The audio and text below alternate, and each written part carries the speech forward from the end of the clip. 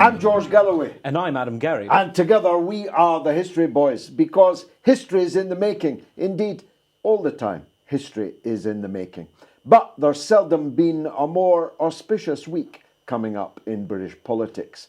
Within hours, actually, Britain, in its parliament at least, will decide whether or not the Brexit decision made by 17.4 million British people is to go ahead, and on what basis. And in a matter of days, not weeks, certainly not months, Britain will leave the European Union, all other things being equal. It's momentous by any standards, but remarkably, it's not dominating the popular discourse. The presence of some dozens of Islamophobic conservative councillors, or some dozens or a couple of hundred anti-Semitic Labour supporters, has completely dominated the British political discourse this week. That and the ongoing coup against Jeremy Corbyn. Yet this history-making event, as I say, is just a matter of hours ahead of us. Adam, I announced the formation of a Brexit alliance because if Article 50 is extended next week, if it's extended by long enough, we'll have to fight the European Parliament elections. And given that it would be utterly pointless, would change nothing, alter the course of nothing, to vote for one of the mainstream parties to go back to the European Parliament, as almost to a man and woman, the Labourites, for example, are an extreme case of Stockholm Syndrome, completely captive of the EU, other candidates will have to emerge. And given the rather toxic state of UKIP, which played a big part in getting the referendum in the first place, which is now painting its faces with anti-Islamic and anti-immigrant tropes, there might well need to be a different, wholly different raft of candidates coming forward. We'll, I'm sure, touch on that in the course of this discussion. But let's look back first into the, if you like, the genesis of this whole issue, because, of course, in the beginning, Britain had no interest whatsoever of joining the common market, which became the EU. The EU leaders had no interest in Britain joining them, and only in 1973, without any popular referenda at all, Edward Heath took us into a common market, which turned out to be not really a market at all, but a putative, undemocratic federal state. We only got a referendum in 1975 after the fact. I was active in that referendum. We lost heavily and Britain remained in, but we've only ever been half in, half out, haven't we? Absolutely right. Whether it's things like the rebate, which goes back to the 80s, whether it's Tony Blair's great attempt to reform the European Union, which failed as badly as his attempt to reform Iraq, the City of London and the City of London, and Afghanistan and Yugoslavia. We could go on. A string of failures that Blair left behind. But the whole attitude of Britain's membership in Europe has been a bit like someone trying to take bad medicine. And then when it came to fruition that most people thought that the bad medicine wasn't medicine at all, but was in fact poison, Britain reverted to its initial position. People have to remember that even though the phrase United States of Europe was popularized in the late 1940s by a man we know all too well, Sir Winston Churchill, he, when you read not only the speech in which he first uttered the phrase, but when you read other things that he said and wrote about the subject, he didn't see Britain as being part of this United States of Europe. He wanted them to be a United States of Europe. Absolutely. Yeah. And that's a key point that a lot of people forget, especially those who in the Remain campaign of 2016 plastered Winston Churchill all over the very un-Churchillian cause. Over their non-bus. Now, Macmillan made the initial approach to join in the early 1960s. President de Gaulle was rather resolute in his non. Well, in those days, both sides could be accused of a lot, but they couldn't be accused of being dishonest. Britain barely hid the fact that for the majority of people, they didn't want to know about this European project. They didn't care about it. They had other things on their mind. Rationing was only yesteryear's memory. And so Britain was approaching the world, imperial decline, questions of what the Commonwealth, then called the British Commonwealth, what its identity and purpose was going to be. This was much more at the forefront of serious political thought than this Project Europe, and it was indeed the United States that more or less begged, some would say coerced, Britain to try to get into this club to do exactly what de Gaulle didn't want Britain to do, which is to anglicize it, Atlanticize it. But de Gaulle at the time said no, and a lot of people in Britain agreed. Some would have called that a win-win, but of course it was a big embarrassment for Macmillan, and then when Mr. Profumo stuck his head above the parapet accidentally. Stuck his head or somewhere else. Above the parapet or somewhere else. Indeed. Now, Labour in those days was resolutely opposed to this European project.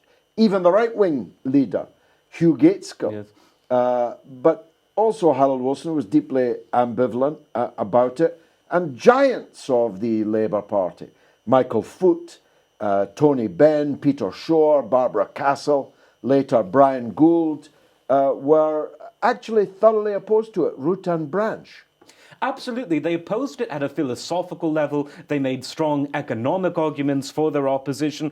And the perverse thing about looking at what the contemporary events through this historical lens is that in the 60s, in the 70s, in the 80s, even into the 90s, it was only fringe members of the Conservative Party who were stridently anti-Europe, stridently Eurosceptic. The mainstream Euroscepticism in Britain for all of that period was in Labour, mostly on the left, but also in the centre. And as you say, in terms of Gaitskell, it was one of the only areas in which he and the Bevanite left were agreed on just about everything else. They couldn't agree. But on this fundamental issue, Labour were quite united, even though beginning with Wilson, there was a mild shift in the leadership trying to toe a middle line. That, of course, shifted back to hard Euroscepticism under Michael Foot, a man who, if he was alive today, would almost certainly be campaigning beside you, beside the late Tony Benn, for a true Brexit, not some watered-down halfway house.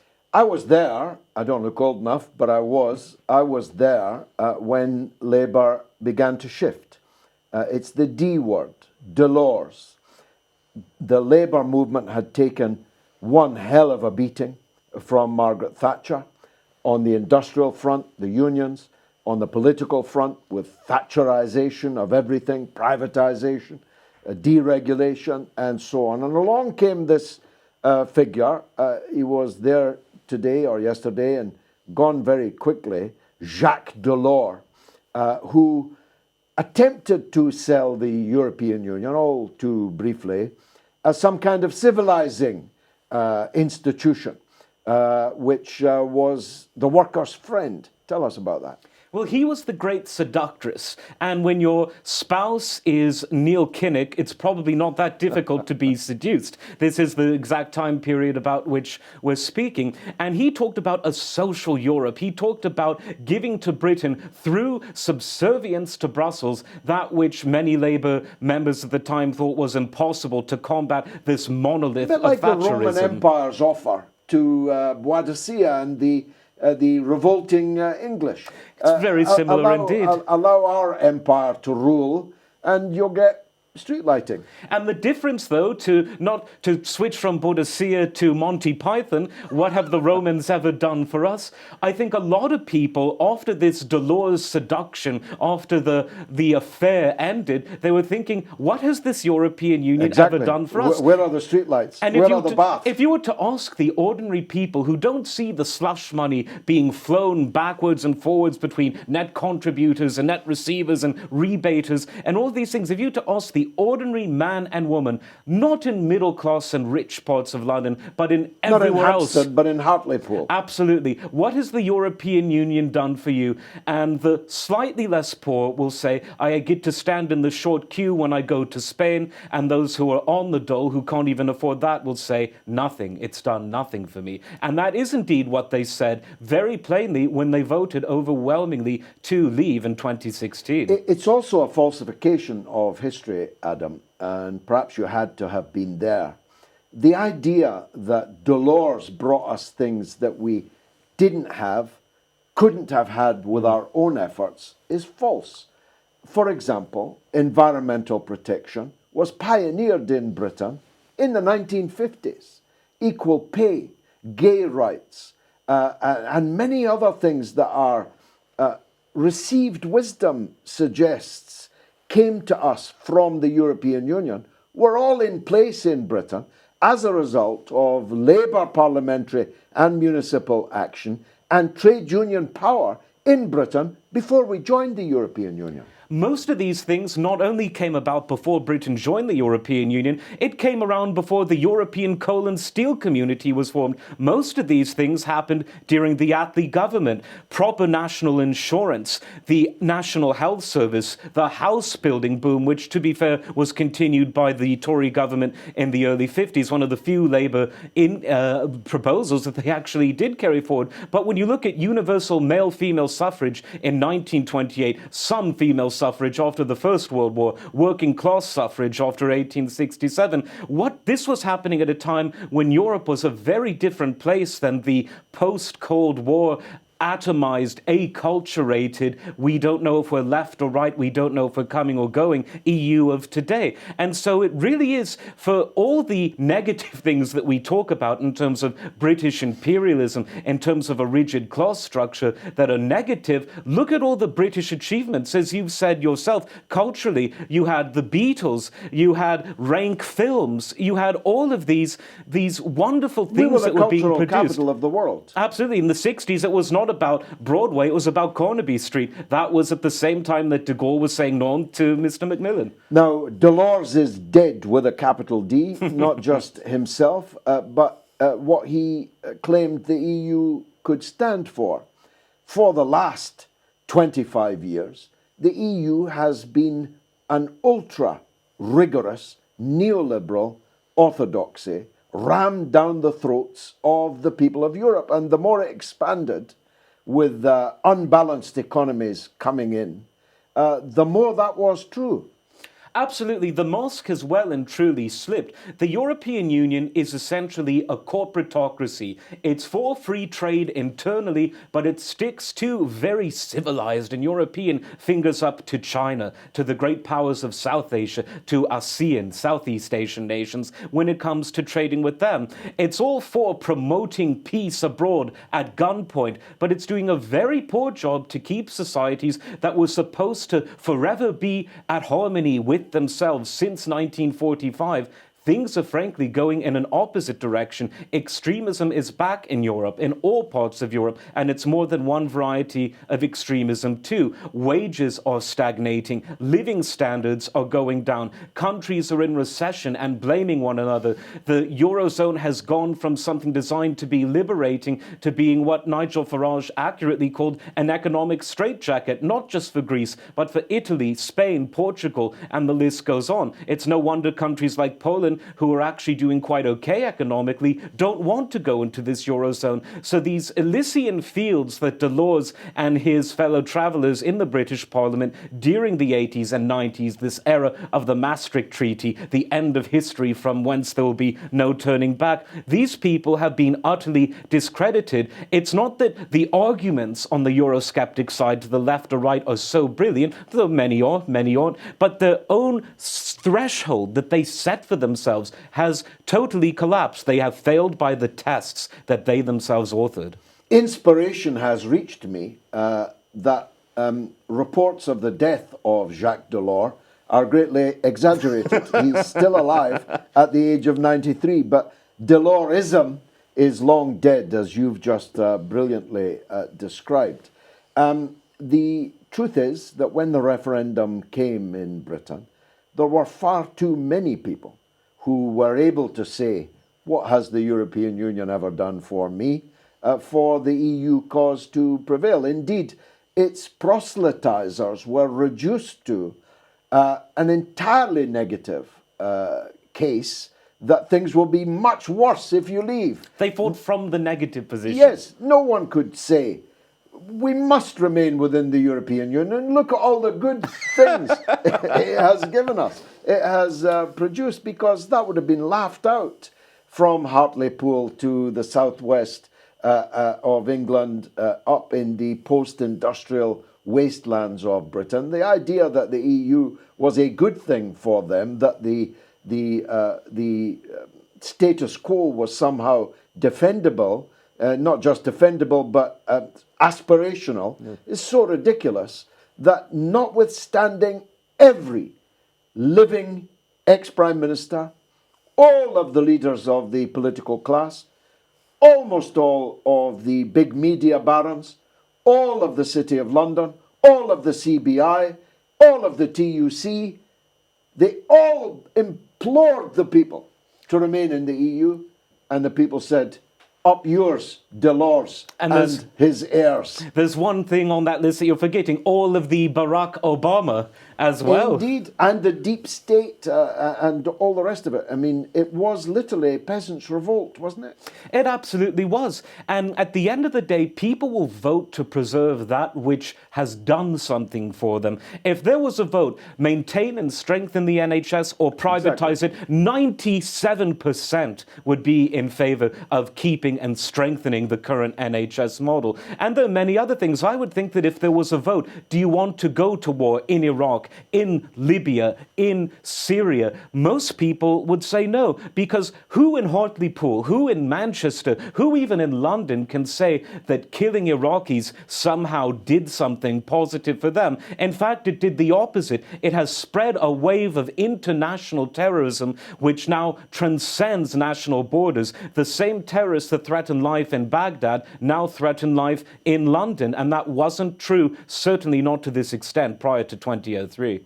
If we look at the options that will very shortly be voted on, there will be 3 days of voting. First of all, on Theresa May's deal. Secondly, on no deal. And thirdly, on extending Article 50 whilst, in the absence of a majority for either of those two positions, some other solution is sought.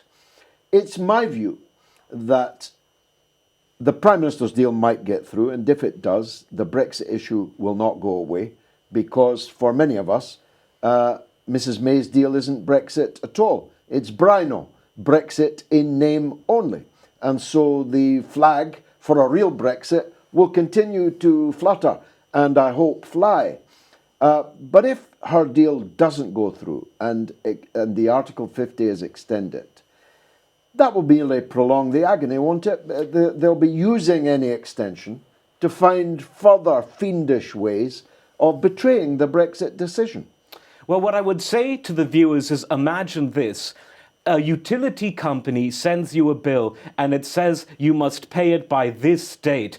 Try to extend that, even in the most difficult of personal circumstances, and see how willing the other side will be. So people are used to having to be responsible for their own lives, those of their families, those of their dependents. And for the government to so dramatically kick the can down the road, as may happen, people will feel that it's a betrayal. The worst fears of ordinary people, which is that the political class, big corporate sector, the big corporate fake media, that they don't want Brexit, all of these fears will have come true. And even the most paranoid of voices will have literally been vindicated. The Pandora's box that will be open by kicking the can down the road after the 29th of March was supposed to be set in stone is not going to be something that the electorate will forgive so easily. It's not cost-free at all. No. And see how mission creep works.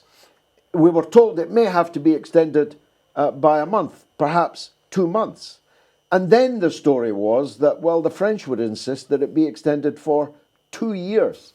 Now, if it is 2 years, there will have to be European Parliament elections. I'll come back to that. If it's more than 2 months, if it's more than 6 weeks, it will have to.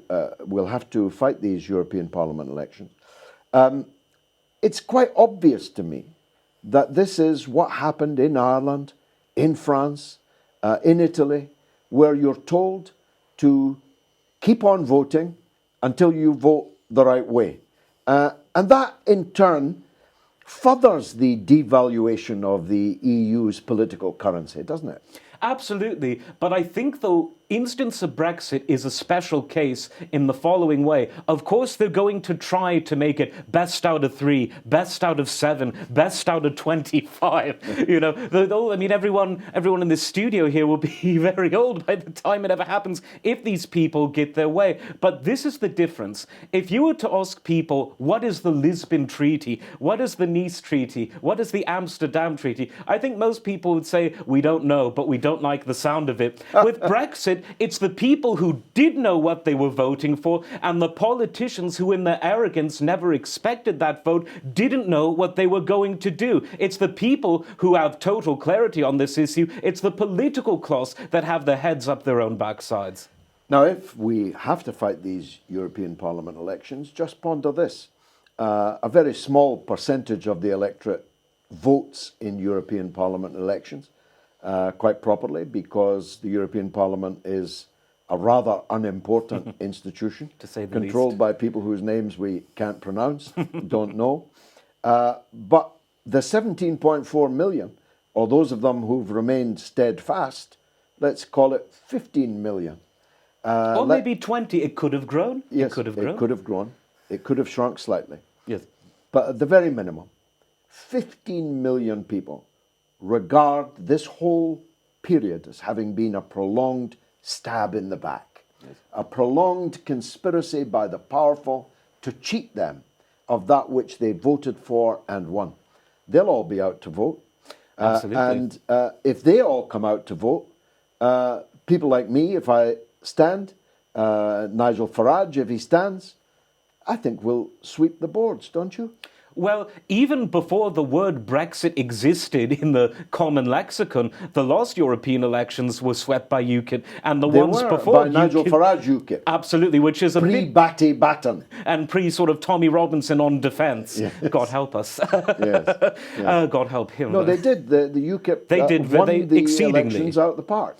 And so this time, what a European election would be, it would be, lo and behold, a people's vote, because it would be people voting in a de facto second referendum to say, is our opinion of Europe something that is Europhilic or anti-Europe? And of course, the anti-European parties would win, not least because, however pro-Europe the members of Parliament in the British House of Commons are on all sides, you ain't seen nothing until you've seen the Europhilia amongst the Conservative, Liberal and Labour MSPs in Brussels. MEPs, yes, that's Scotland. MEPs in Brussels have not just gone native.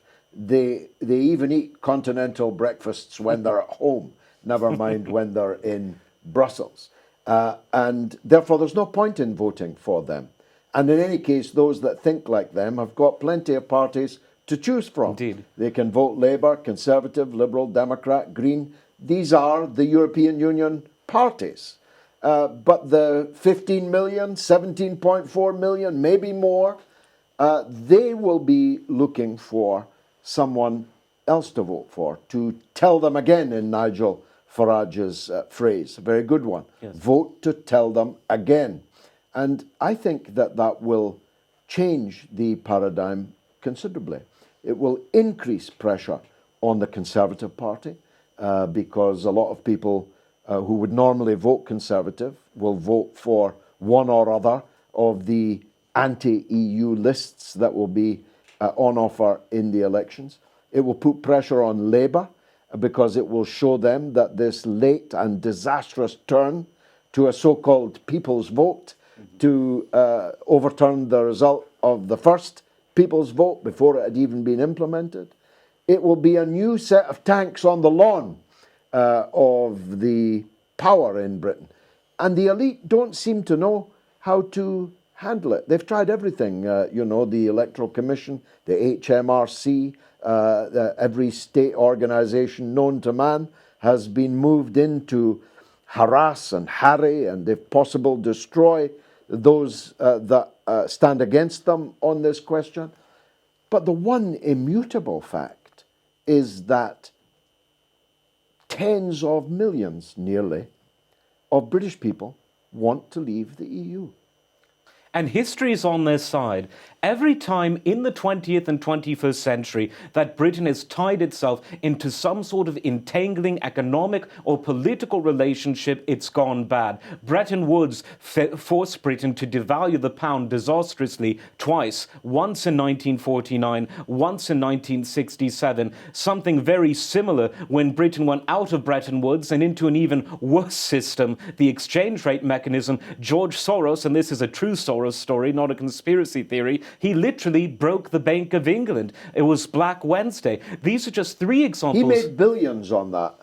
And a small percentage of which he's put back into the political system to destroy Brexit. Absolutely right. The irony of ironies. Yes. And there are multiple other instances when you look at Thatcher and her Bruce speech, and that sort of paved the way even before the poll tax for her being defenestrated by her own.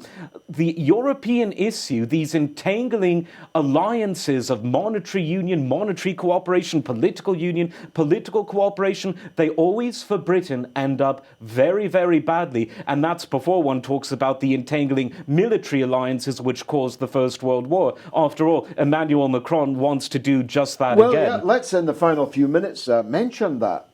We were told during the referendum campaign that talk of an EU army was fanciful nonsense. It was a conspiracy theory. But now President Macron and Chancellor Merkel openly talk about it. I put it this way, it's perhaps a little tasteless. We have a bad experience with European armies. Those we fought against and those we were fighting alongside, most of which folded like a cheap tent in the time it would take an Uber driver to cross the European continent. We don't want to be part of a European army. Personally, I don't want to be in NATO either. But I'm not a pacifist. I want to defend my own country, my own land, my own people. But I want to do it under my own steam. The idea that we should be ordered by German generals, or even worse, French ones, is really not that palatable to British people. People forget that 1945 was a watershed, and moreover, the Battle of Britain before was a watershed. That was the last moment, frankly, that honourable shots in anger were fired by those in a British uniform against a genuine enemy. Everything since has been a rerun of colonial malaise, first time as tragedy, second time as tragic farce, and all of these disasters would be compounded if British soldiers were sent to Libya or Ukraine or Syria to fight for this or that faction. And frankly, to coin a phrase that you said in 2003, and that was established at the Nuremberg trials at the end of the Second World War, it is the duty of a soldier to disobey illegal orders. I would say that any order from a pan-European army would, unto that Nuremberg standard, be an illegal order. The European Parliament elections are likely to result in the election of an anti-EU majority. Everywhere, the centre is in collapse. It cannot hold. Macron may be completely wiped out in the European Parliament elections. Wouldn't surprise me at all. He could be literally completely wiped out. The same in Germany, the same in Poland, in Hungary, Spain, Portugal. It's quite likely that the EU project will not long survive our departing of it. Well, look at what Italy's doing. Rather than looking to Germany or looking to Brussels, Italy's looking at Marco Polo, and they're thinking the China that he saw in the great era of the Republic of Venice is once again a great world-leading power. The Italian government has just announced that they want to participate in the Belt and Road Initiative, and if that happens, the little political men occupying even smaller offices in Brussels will begin to look like the fools they are, because the true way that the wind is blowing in the 21st century is about cooperation in the name of peace and in the name of prosperity, not intertwined alliances, not military union, not political union, but a unity of commerce in the name of peace that is done on a voluntary and bilateral basis that can be abrogated at any time, as is any nation's right under treaty law. The EU is, even at this late stage in Brexit, they're trying to say, well, here's the new treaty, and no specific side can abrogate it. That's not a treaty at all. That's a contract for ownership, and I don't think people will stand for that, no matter how you dress it up. Amen. I've been George Galloway. And I've been Adam Garrie. Together, we've been the History Boys.